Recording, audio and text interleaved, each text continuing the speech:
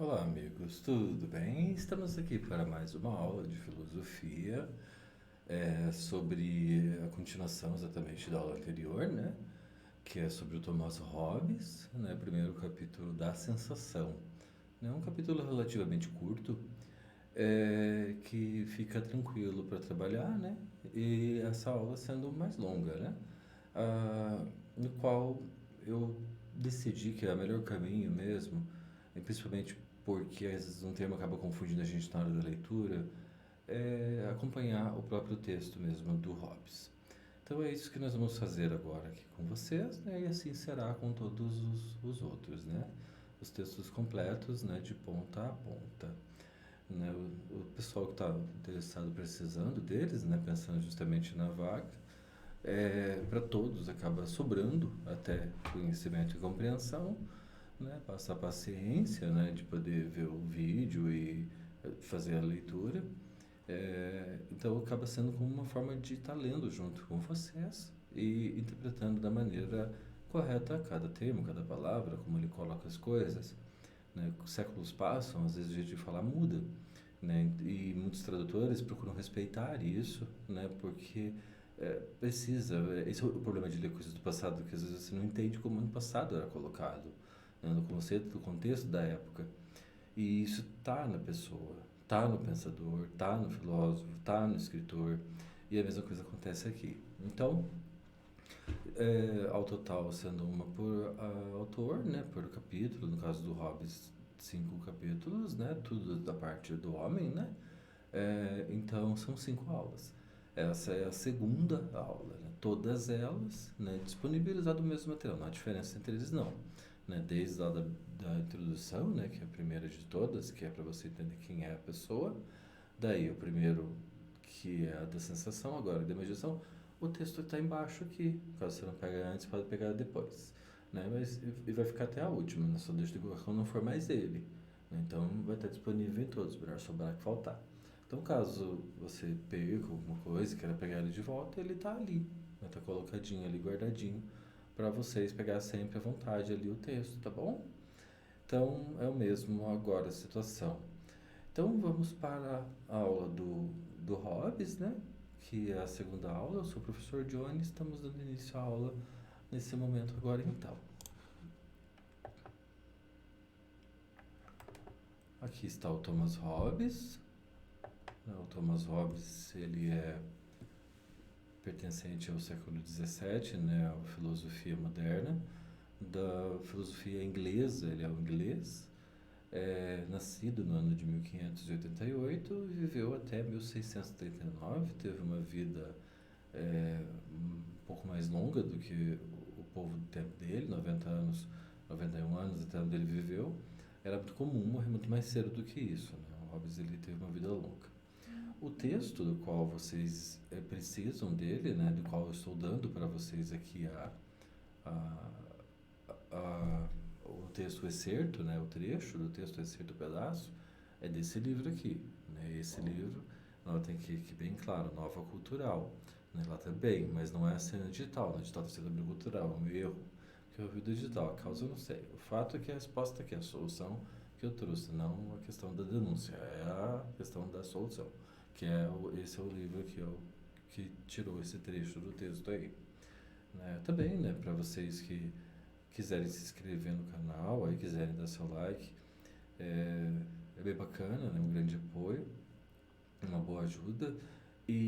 Mas acima de tudo, né, os comentários, né, que vocês fizerem podem ser uns construtivos, ajudar, né? Mas mais do que tudo isso é as perguntas, né, que vocês podem fazer que eu posso estar orientando vocês por aqui. Mesmo a gente não se vendo pessoalmente, né, o que eu posso fazer e é uma coisa bem democrática, porque outras pessoas também podem participar, né, de uma conversa, de um diálogo, de uma pergunta, de um complemento. Ah, sim, mas então se é isso, então pode ser que seja tal coisa, por exemplo. Às vezes uma conversa já aconteceu no passado, né? Se vocês olharem outras coisas, às vezes não dá tempo. Mas isso aconteceu bastante vezes, assim, de longe, assim, de virar uma conversa de várias pessoas. Assim, teve vezes que foi bem legal. Bom, então o Hobbes, ele é filósofo moderno do século XVII, que é a era em que a ciência veio para ficar de vez e causou mudanças no mundo de fato aqui.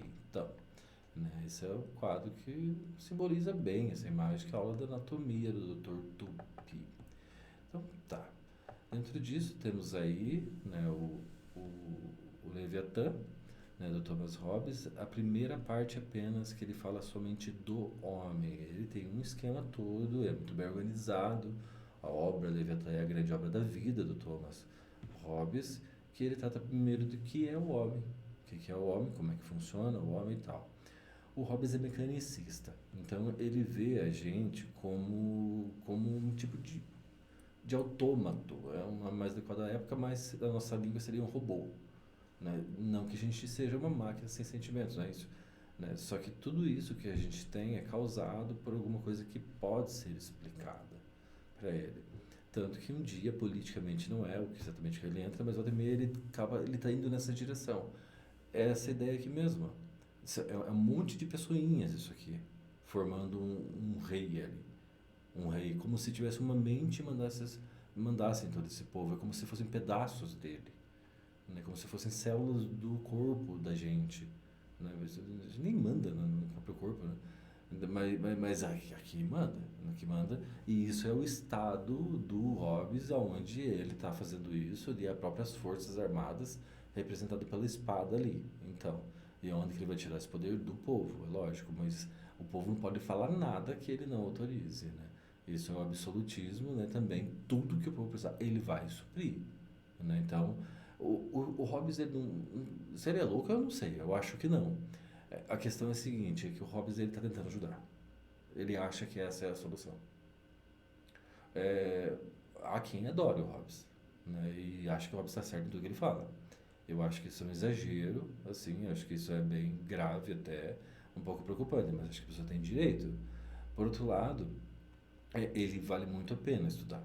Sim, realmente ele tem muito a agregar na análise humana também, porque em certos momentos parece muito bem caber. E talvez da perspectiva dele até esteja correto do modo como ele viu. Né? O problema é tratar todo mundo assim, né? Eu acho que não é uma coisa que hoje se aceitaria, ceder toda a sua liberdade, todos os seus direitos ao soberano para viver sobre o domínio dele. Só que ele vai entrar nisso ao longo do livro e quando ele entra ele só se sustenta mais. E se você se deixar se levar, você acaba virando um total, assim, absolutista, assim, né? Totalmente, assim, pensando nisso, né? Essa é a ideia do Hobbes. Só que ele está falando antes das pessoas, para depois falar da relação entre elas, e depois ele vai entrar na relação social e daí no Estado. Aí ele vai explicar tudo. Então ele tem todas as respostas, modo de dizer por que ele está certo. Então, agora o capítulo é da imaginação, justamente aqui, né, da imaginação, que a gente vai falar nesse momento. Então tá, Leviatã, né, do Hobbes, capítulo 2, da imaginação. Nenhum homem duvida da verdade da seguinte afirmação: quando uma coisa está imóvel, parada, permanecerá imóvel para sempre, a menos que algo a agite. Né? A gente vê que isso foi mais tarde dito por alguém também do século XVII, que é o Sir Isaac Newton. É a mesma coisa.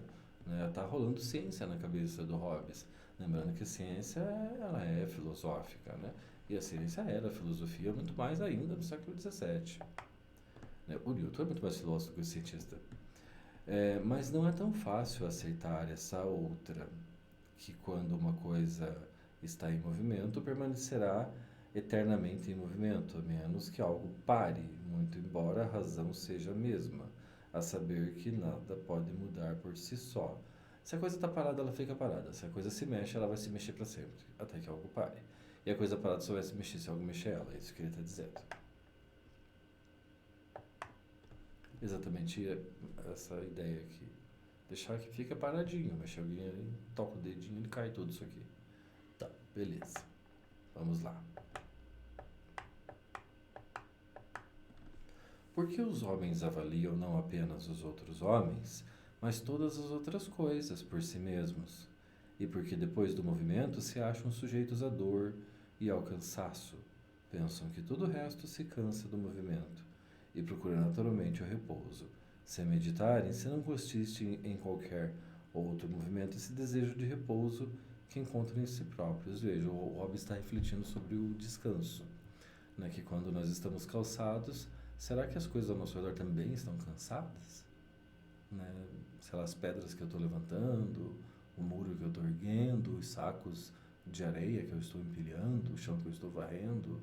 É, e será que isso também não tem um impulso, né? Alguma coisa que acontece de si próprio? Há um motivo para o repouso nesse sentido?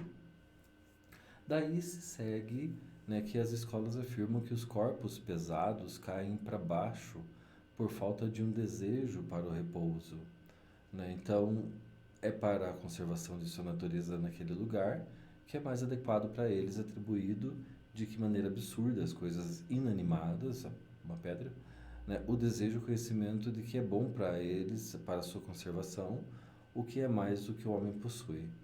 Então veja só, ele está dizendo que uma coisa, então, ela poderia querer ficar parada, tipo, flutuando. Então por que que ela cai? Ele está falando de gravidade? Ah, ele está falando isso. Ele está falando que há alguma força no mundo agindo o tempo todo.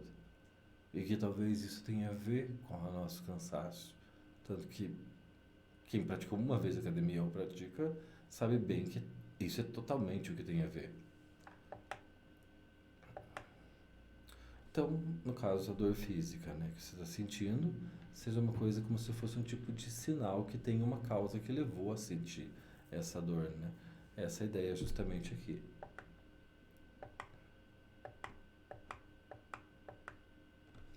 Quando um corpo está em movimento, move-se eternamente, a menos que algo o impeça.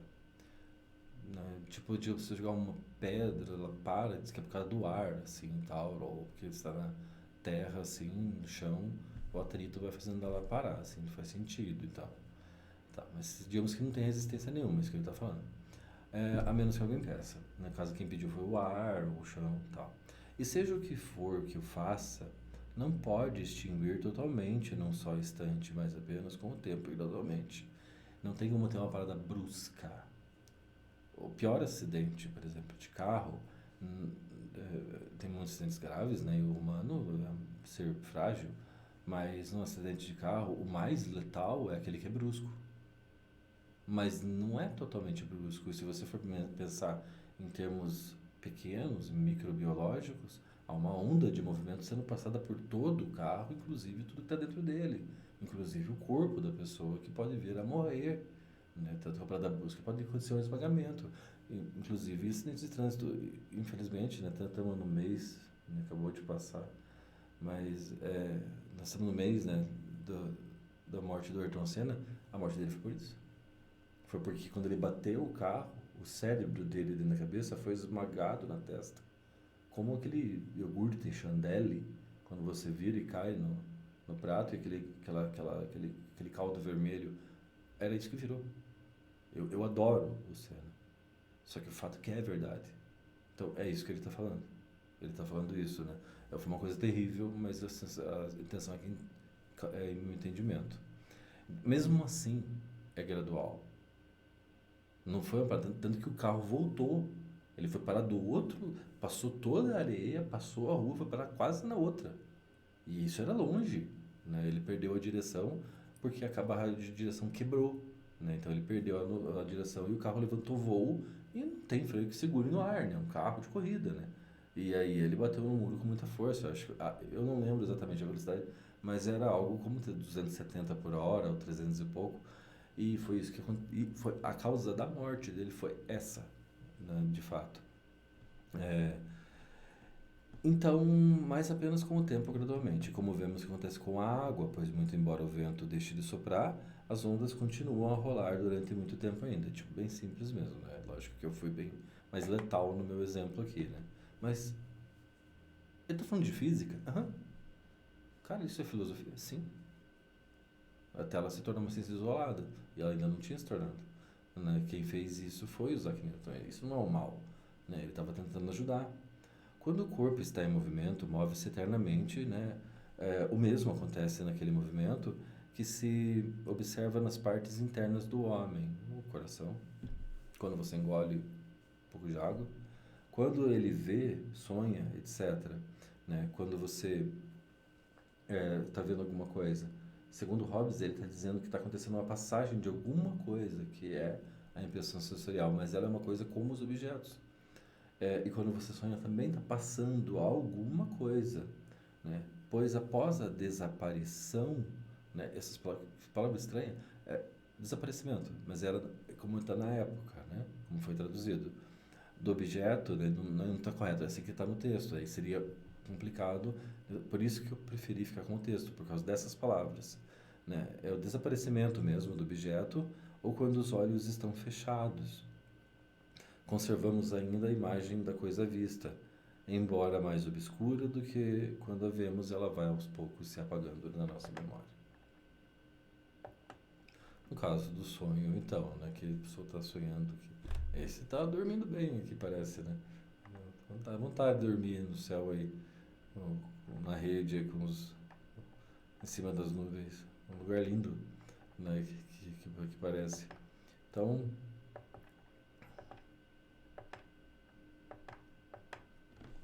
e isto é que os latinos são os povos que falam línguas latinas, sejam espanhol, o italiano, o português e o francês. São todas línguas derivadas do latim de Roma, né, que uma língua que foi aperfeiçoada a partir do grego, né, do grego antigo. É isto que os latinos chamam de imaginação, por causa da imagem criada pela visão, né? Imagem em ação, imaginação. E aplicam o mesmo termo ainda que indevidamente a todos os outros sentidos. Então ele está dizendo que está havendo um erro dessas pessoas aí, desses latinos, esses franceses, espanhóis, portugueses, italianos aí, né? Mas principalmente os italianos, os franceses,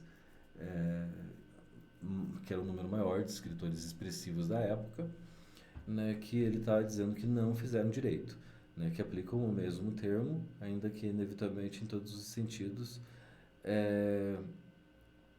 que não é assim que funcionam com todas as causas da imaginação, exatamente como ocorre com a visão, que há uma diferença de cada sentido de um para o outro, né? É o Descartes que ele está falando aqui, que ele é francês, né?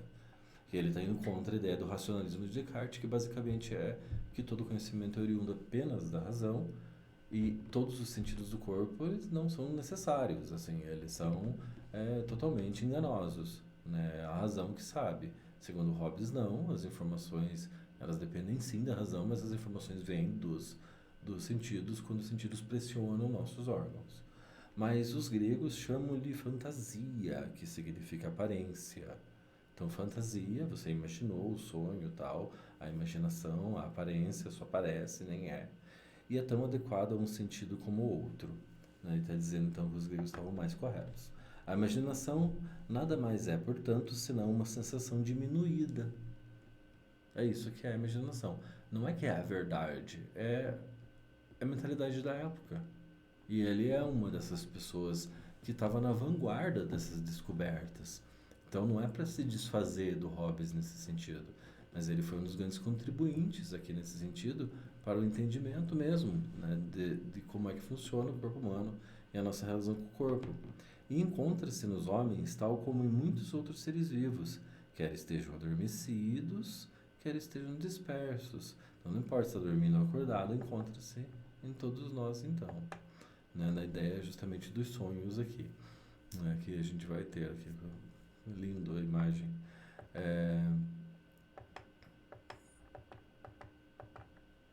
A diminuição da sensação nos homens acordados não é a diminuição do movimento feito na sensação, mas seu obscurecimento, um pouco a maneira como a luz do sol obscurece a luz das estrelas, as quais nem por isso deixam de exercer a virtude pelas quais são visíveis, durante o dia pelo menos, do que de noite. Elas não são visíveis porque o sol obscurece as suas visões, clareando demais. E a nossa esquecimento de uma imaginação é a diminuição gradual da impressão sensorial resultante. A imaginação tira seus dados resultantes dos sentidos, então.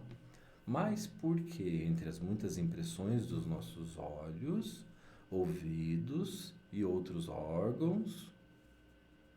Percebe do que os corpos exteriores, se é sensível, é predominante, assim também sendo a luz do sol predominante. Não somos afetados pela ação das estrelas. Às vezes, algumas coisas não nos afetam, porque o sol toma conta, né? Ele brilha demais e acaba ofuscando a luz delas. E algumas sensações que temos fisicamente também nos afetam mais. E quando nos afetam mais, às vezes, um pensamento, sentimento ou imaginação se sobressai sobre outros. É isso que ele está dizendo, né? Como a luz das estrelas aqui no caso. Justamente essa ideia.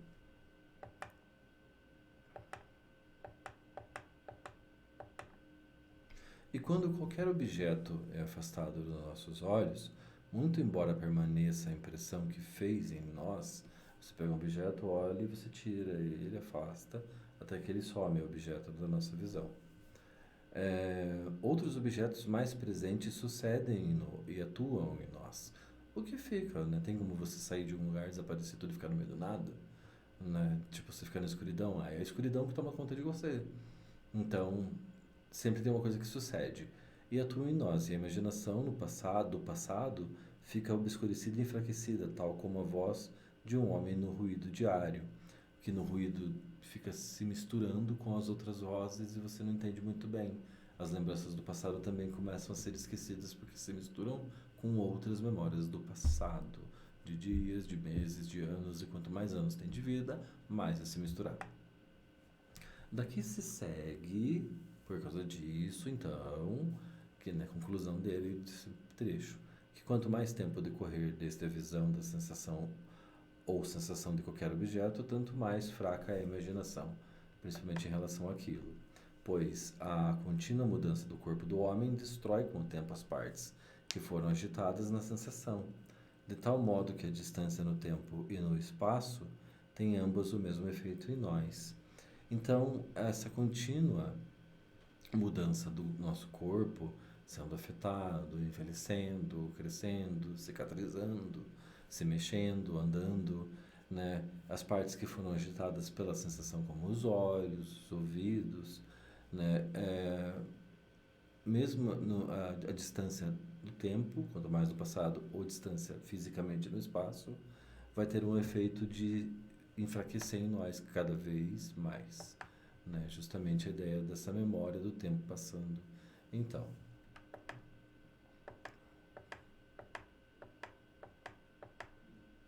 pois tal como a distância no espaço os objetos, para que olhamos, nos aparecem minúsculos no espaço e indistintos em seus pormenores e as vozes se tornam fracas e inarticuladas na nossa memória ou à distância, assim também depois de uma grande distância de tempo, a nossa imaginação do passado é fraca e perdemos, por exemplo, muitos pormenores das cidades que vimos, das ruas, das muitas circunstâncias das ações das pessoas, como caminhar, de conversar com você, agredir alguém, falar alguma coisa, berrar, tudo, né, que a gente vai esquecendo com o passar do tempo. Essa sensação diminuída, quando queremos exprimir a própria coisa, isso é, a própria ilusão, o pensamento em si, a imaginação, denomina-se imaginação. Como se, eu já disse anteriormente, mas quando queremos exprimir a diminuição, isso significa que a sensação é evanescente, antiga e passada, denomina-se memória. Significa que você já não tem mais a mesma coisa, não é tão forte. A memória é uma imaginação fraca. É isso que ele diz.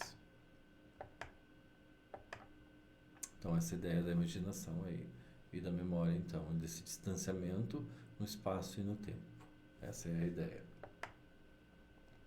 Epistemológica, isso, epistemologia, porque é o estudo do conhecimento. Ou teoria do conhecimento, que é o segundo na linha de listas do edital comum, que tem todas as disciplinas, na parte da filosofia lá.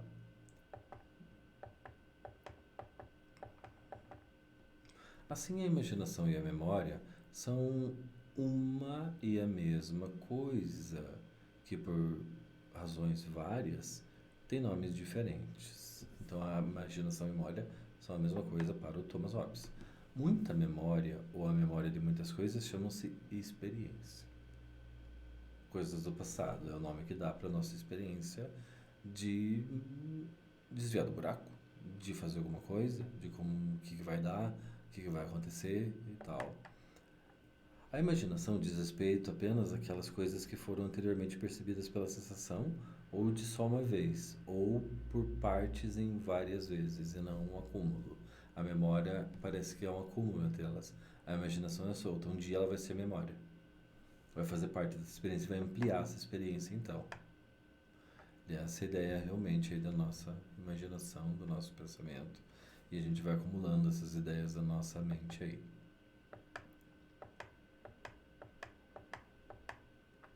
A primeira, que consiste em imaginar o objeto em sua totalidade, tal como se apresentou na sensação. É a imaginação simples, quando imaginamos um homem, um cavalo, que vimos antes. A outra é composta quando, a partir da visão de um homem, num determinado momento, e de um cavalo, em outro momento, conhecemos o nosso espírito, um centauro. Então a gente um dia vê um cavalo e um dia vê uma pessoa qualquer. E na nossa mente a gente imagina uma coisa que a gente não viu, que é o centauro. A imaginação é que faz isso. A gente desmonta na cabeça e demonta, ou seja, a gente copia. Na verdade, a gente não cria. A gente não cria nada de novo, segundo Hobbes. A gente copia as coisas. É isso que ele quer dizer com o centauro. E espírito é mente. Alma também é mente. Ah, mas não é segundo a religião. Tudo bem. Eu acho que você tem que respeitar ela. Mas para Hobbes é a mesma coisa. Né? Para a filosofia é a mesma coisa. Mente, alma e espírito é a mesma coisa, assim, tipo, cara, no mínimo 90% dela. É, quando não for, eu aviso. Assim, quando alguém compõe a imagem de sua própria pessoa, como a imagem das ações de outro homem, como alguém que se imagina um Hércules ou um Alexandre, o que frequentemente acontece é que aqueles que leem muitos romances. Trata-se de uma imaginação composta, na verdade nada mais é do que uma ficção da mente. Então a pessoa acha aquelas coisas, ela gosta e se inspira, mas ela está em uma ilusão, é uma ficção da mente, é uma coisa que ela acha que está acontecendo. Como, por exemplo, Alexandre o Grande aqui nesse quadro aqui, que é um dos mais famosos de Alexandre, e por ser muito antigo, né, nem todos os quadros são tão bonitos e preservados como esse, né? Muitos estão bem danificados.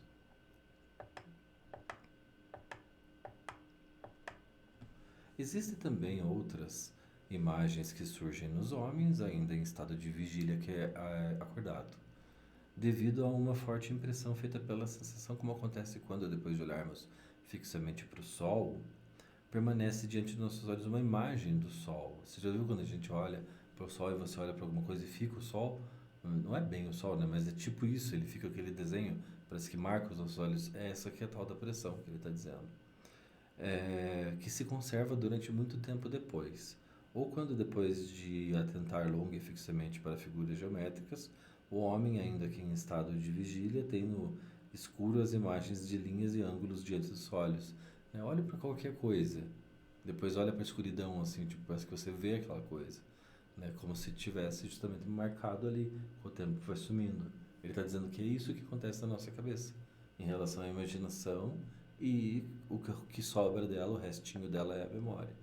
Cada vez ela vai diminuindo mais, mas o acúmulo dela, mesmo pequenininho, de cada uma, né? Acaba ficando grande, porque são muitas, é o que chama-se memória, né? E a experiência que a pessoa tem, e até mesmo a experiência de vida mesmo, né? Foi porque passou por aquilo. Esse tipo de ilusão não tem nenhum nome especial, por ser uma coisa que não aparece comumente no discurso dos homens. Então, nem sempre o que a gente eh, vê e fica marcado nos olhos como o sol e as figuras geométricas, elas aparecem o tempo todo nas nossas falas, a gente nem liga para isso. A gente passa a vida, você imagina alguém qualquer, você nunca vê essa pessoa falar sobre esse assunto. Tipo, meio que se pá, acontece com todo mundo, né? Mas a gente não tem certeza, por exemplo. Né? Até a foto, que nem é o sol do fato, mas você fica olhando muito tempo. Assim, você pegar e olhar, fazer experiência aqui enquanto estou mostrando. E você olhar bastante mesmo para essa bola aqui, né? O sol ali, e depois olhar para uma coisa, para que ele tá lá ainda, ele fica no olho, né? É isso que o Hobbes está falando, né? Ele tá analisando o que ele tem para analisar. As imaginações daqueles que se encontram adormecidos é a imaginação. Chamam-se sonhos. sonho é imaginação. Segundo o Hobbes, não, não, isso não é a verdade, isso é o Hobbes. E a questão será sobre o Hobbes. A função de vocês aqui é entender o que o Hobbes está dizendo. E também essas, tal como outras imaginações, estiveram anteriormente ou em sua totalidade, parcialmente na sensação. De algum lugar saiu e foi da sensação. A pressão nos olhos, a pressão nos ouvidos, a pressão na pele, a pressão no paladar, a pressão no olfato, né, do mundo objetivo dos objetos. E por que na sensação o cérebro e os nervos, que constituem os órgãos necessários da sensação, é lá que eles vão funcionar, estão levados para lá, processados lá, né, como se fosse a memória, o CPU, né, o computador. De tal modo entorpecidos, né, fica o cérebro bêbado, né, drogado, entorpecidos que são facilmente agitados pela ação de objetos externos. Não pode haver no sono qualquer imaginação ou sonho que não provenha da agitação das partes internas do corpo do homem. De algum lugar ela veio, mesmo que seja interna. Por exemplo, algo no estômago. Passou mal alguma coisa. O coração bater. O processo de respiração, né? Foi alguma coisa que causou isso de alguma forma, né? Que são processos que se dão no cérebro.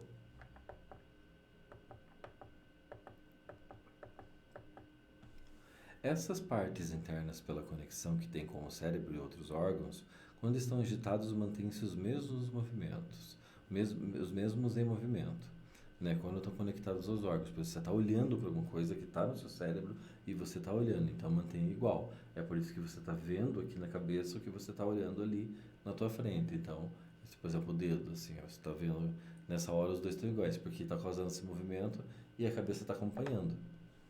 Da onde se segue que as imaginações ali anteriormente formadas surgem como se o homem estivesse acordado, como com a ressalva que estando agora os órgãos dos sentidos entorpecidos, né, bêbados, né, ou a ponto de nenhum novo objeto os poder dominar ou obscurecer com a impressão mais vigorosa. Um sonho tem que ser mais claro em meio a este silêncio da sensação do que nosso pensamento quando despertos. Então, para um sonho tomar conta, ele precisa ter mais força, senão ele não vai funcionar. Né? Lógico que a impressão vai acompanhar. Nada no sonho vai ser tão forte quando olhar alguma coisa na nossa frente. Né? Isso é muito difícil de acontecer assim, tipo, ele está dizendo assim que tem que estar acontecendo alguma coisa para ser assim. Então, não é de fato, é apenas a nossa imaginação. E daqui se segue que é uma questão difícil e talvez até mesmo impossível estabelecer uma distinção entre a sensação e o sonho, né? Porque a gente dorme, a gente acredita, né, que a gente está vendo mesmo, né? E ele está admitindo talvez uma possibilidade de a gente não entender essa diferença entre o sonho e a imaginação que pode estar acontecendo na nossa mente.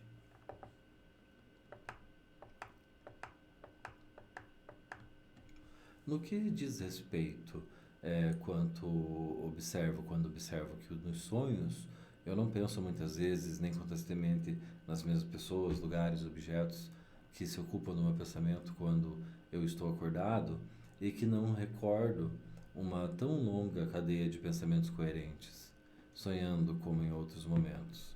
E por acordado, observo muitas vezes o absurdo dos sonhos, né? Quando eu tô acordado eu vejo absurdo e no sonho eu não percebo que é absurdo, mas nunca sonho com os absurdos de meus pensamentos despertos, né? É estranho, né? Porque a gente não sonha exatamente com o mundo real, nem quando alguma coisa que acontece é absurda na nossa frente, né? Contento-me em saber que quando eu desperto não sonho, muito embora quando sonho me julgue acordado, né? Isso acontece muitas vezes com a gente, essa ideia aí, né? No sonho, por exemplo, a pessoa que se ela estivesse se vendo dormindo e ela está dormindo, no sonho dela ela não questionaria isso, né?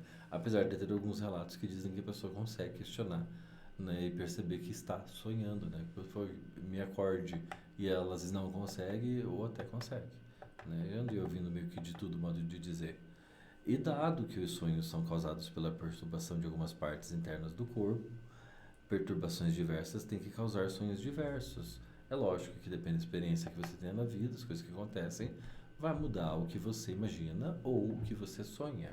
E daqui se segue estar deitado com frio, provoca sonhos de terror e faz surgir o pensamento e a imagem de alguns objetos temerosos, sendo recíproco o movimento do cérebro porque as partes internas e das partes internas para o cérebro. Então você está sonhando com muitas coisas que estão lhe afetando o corpo que está dormente ali agora.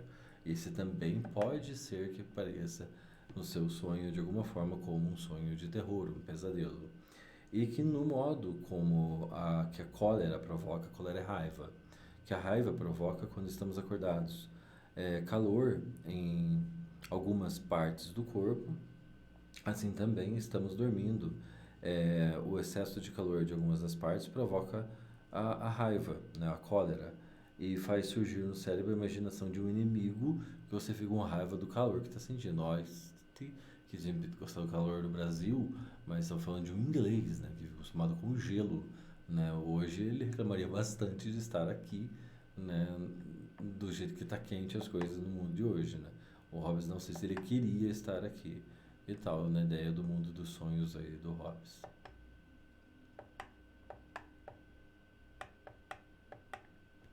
Da mesma maneira, tal como a bondade natural causa desejo quando estamos dispersos e o desejo provoca calor em outras partes do corpo, assim, é o que ele está falando, será? Né? Assim também o excesso de calor nessas partes, enquanto dormimos, faz surgir no cérebro a imaginação de alguma bondade manifestada. Então o calor que a gente sente na cabeça faz sentir um calorzinho no corpo, assim, tipo no calcanhar, na ponta do dedo, na orelha, essas coisas, né? Só, né? Bom, é a mesma coisa que acontece no cérebro, né? Com a imaginação de alguma bondade manifestada que a gente vê no calor raso em relação ao frio, né? Sentir calor de um cobertor, de uma lareira, nesse caso. Em suma, nossos sonhos são o reverso das nossas imaginações dispersas. São nossos sonhos ao contrário, refletidos, iniciando seu movimento por um lado quando estamos acordados e por outro quando sonhamos. Faz parte, é uma continuação na nossa vida acordado. Né? Quando a gente pensa no ato de bondade, por exemplo, como mostra aqui nessa foto aqui, né, desse garoto aqui dando uma florzinha a essa pessoa idosa, ou o contrário, dessa pessoa jovem recebendo a flor da pessoa idosa aqui.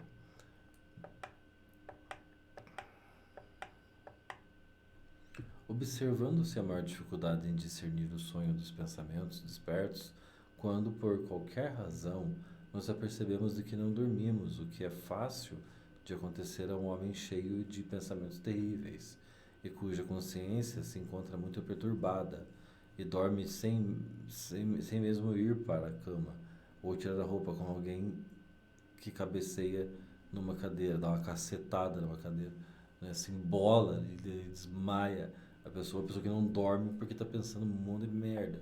Acontece também, né? Pode escrever desse jeito, mas a gente não entende, né? Pois aquele que se esforça para dormir e cuidadosamente se deita para adormecer, no caso que ele aparecer, alguma ilusão inesperada, extravagante, só de pensar como um sonho. Então, ah, você parece que gostaria de viver uma certa ilusão de vez em quando, né? E tal. E às vezes eles são inesperados e até saem fora, extravagante, como o colchão voador, né? E coisas que só podem aparecer mesmo no sonho, né? A nossa imaginação consegue pensar, né? Alguma coisa assim, né? Aí o sonho é o universo todo do menino aí sonhando e tal, né? Um garotinho que tá aqui, ó. Pode ver. E tal. Lemos acerca de Marcos Bruto, aquele a quem a vida foi concedida por Júlio César e que foi também o seu válido e que, apesar disso, o matou, né? Que foi o Hobbes está tratando o Brutus, né, que matou César, et tu Brute, até tu Brutus matou o Júlio César como filho dele. De que maneira, em Filipe, na noite antes da batalha contra César, Augusto, né, o César Augusto é o sobrinho do Júlio César, é o Octavianus, que se torna Otávio, né, Octávio Augusto César, né, viu uma tremenda aparição, que é frequentemente narrada pelos historiadores como uma visão que teve o Otávio Augusto aí.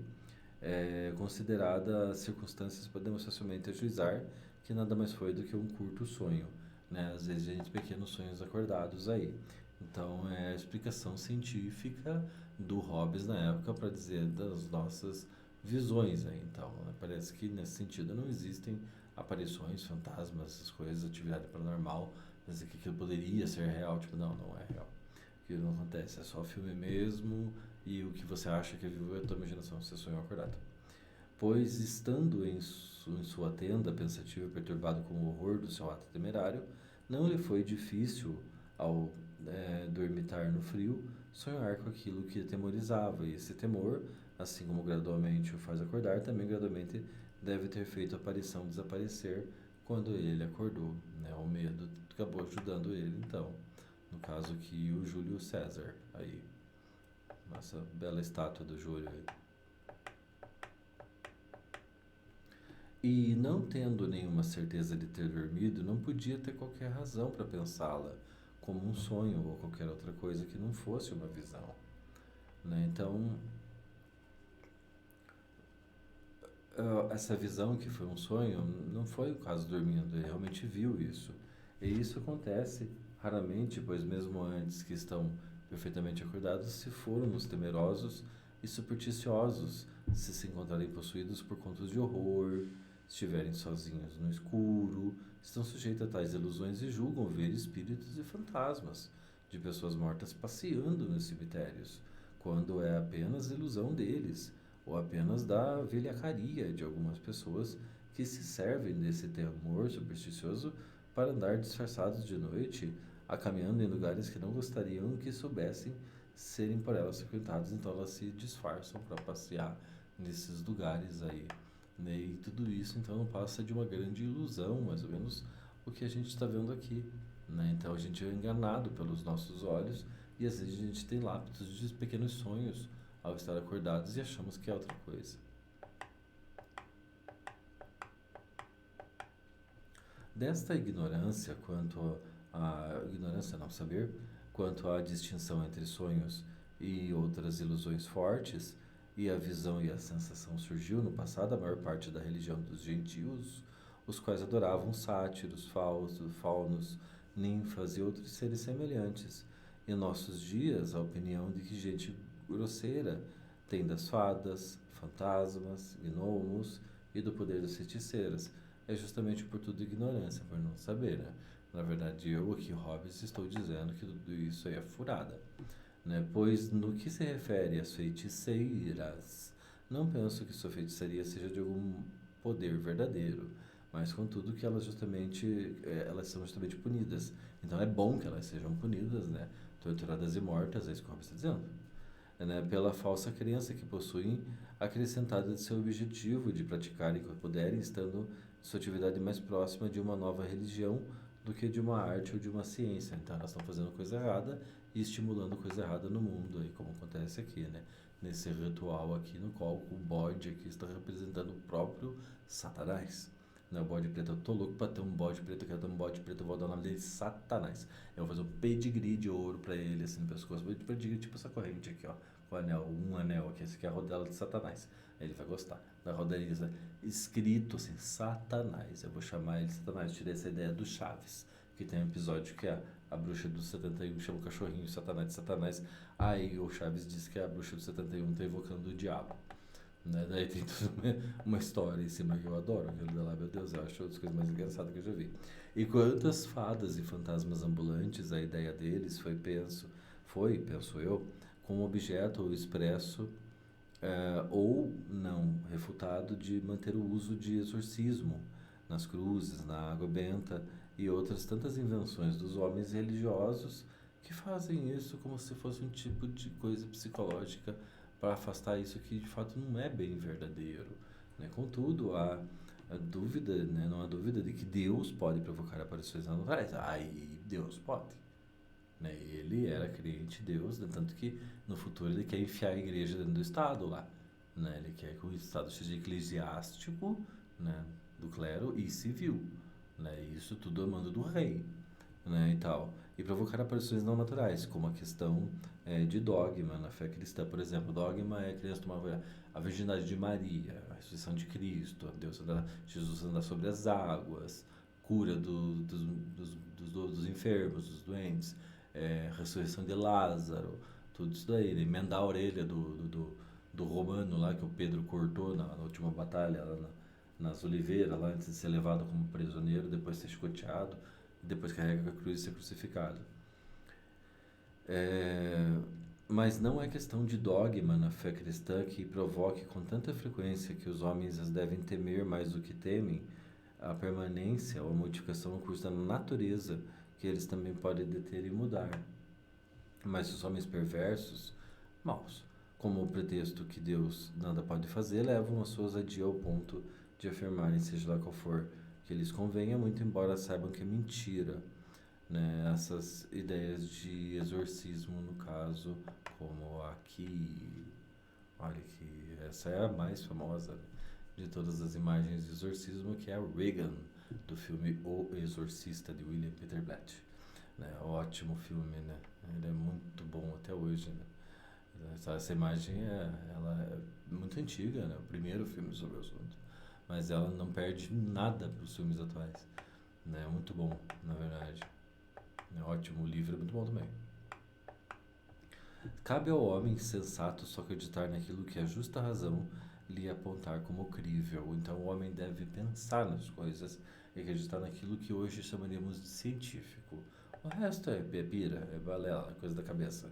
Se desaparecesse esse temor supersticioso dos espíritos e com eles os prognósticos tirados dos sonhos, as falsas profecias e muitas outras coisas dele decorrente, graças às quais pessoas ambiciosas e astutas abusam da credulidade de gente simples e homens estariam muito mais bem preparados do que agora para a obediência civil se fossem esclarecidos e não pessoas que fossem então enganadas com a existência de espíritos, né, que aparecem por aí, a não ser que você use isso justamente com a intenção de enganar as pessoas. Veja, o Hobbes, ele está querendo uma coisa, mas não através da enganação. Ele quer fazer isso através da ciência, através da filosofia provada, testada, né? E com isso ele quer construir isso. Essa, né? Então imagina ver esse bicho aí, né? E tal, né? A Samara, do chamado, achei o melhor filme de terror, né? De todos que eu já vi pela primeira vez, eu gostei mesmo, né? Chama Obra de Arte. A versão americana, a versão original não é tão boa. Japonesa, né? Ringu, né? A versão americana, The Ring, é o anel por causa do poço, né? Que faz o formato do anel, que foi a última coisa que a Samara viu antes de morrer dentro do poço. E esta devia ser a tarefa das escolas, mas elas, pelo contrário, alimentam tal doutrina e ficam contando essas histórias para as pessoas e elas são mentira, pois, ignorando que seja imaginação a sensação, aquilo que recebem e ensinam, uns dizendo que a imaginação surge deles mesmos e não tem causa, outros afirmando que elas surgem mais comumente da vontade e de que os bons pensamentos são inflados, inspirados no homem por Deus e os maus pensamentos pelo diabo. Então, os pensamentos ruins são feitos pelo diabo, Deus é que faz o certo, mas as escolas ficam ensinando coisa errada para as pessoas, né? Aí é o diabo que faz isso, aí está aí o diabo, né? É ao diabolos, né? Como é chamado no jogo Diablo, e esse é o diabo do jogo Diablo, né? Que é o diabo. É... Ou então que os bons pensamentos são desejados e infundidos no homem por Deus e os maus pelo diabo. Alguns dizem que os sentidos recebem espécies das coisas e as transmitem no sentido comum, e o sentido comum transmite, por sua vez, para a fantasia, e a pessoa pira.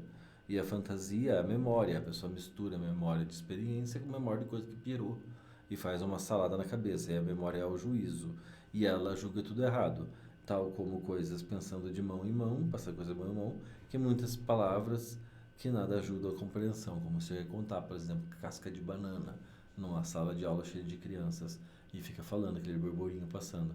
Aí chega no dia, escuta aí, o que saiu aí no final? Aí da pessoa, professor, eu prefiro não falar. Não pode falar, eu prefiro não falar, que eu já tô fudido. Né? Minha mãe tá brigando comigo, meu pai, minhas notas tão ruins, agora tem que falar essa merda. Não pode falar, eu prometo, não, professor, melhor não. Não, tá bom, professor, tá bom, é filha da puta. O quê? Filha da puta, caralho. E tal, né? E acontece isso, né? Justamente o que ela tá falando, né? Justamente essa ideia. E é o diabo, e, nossa senhora, né? Essa figura, né? Essa é a Lilith, a filha de Mefistófeles, né? No caso, é a mesma coisa, é a ideia do diabo, né? É isso que eu quis passar aqui, a ideia aqui e tal.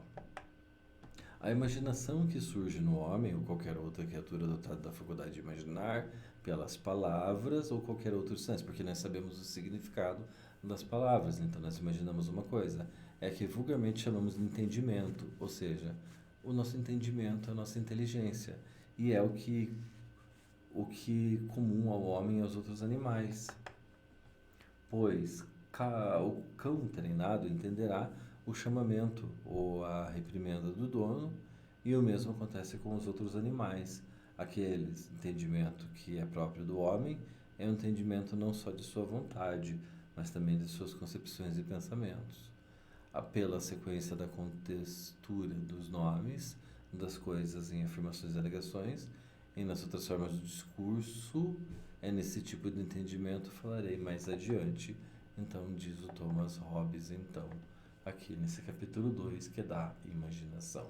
Aqui está o desenho do Hobbes que eu refiz lá na tela de abertura, esse é o original, apenas colocado no computador, né, e tal. Né? O Thomas Hobbes aqui veio nos ver aqui, nos despedir dessa aula, e nunca se esqueça da origem de tudo que move os filósofos. Né? Se não for isso, esquece, pode ser o nome que você for. Né? Você está sendo enganado. Né? Então, amigos, espero tê-los ajudado o melhor que eu pude, né? Com a parte da imaginação. Ela é relativamente fácil mesmo, né? Só um pouquinho de trabalho por causa do tamanho, e assim será com os outros três para fazer o Hobbes. Depois do Hobbes entraremos na Mariana Chauí. Então, por hora, tchau para todos e fiquem bem, amigos. Tchau, gente.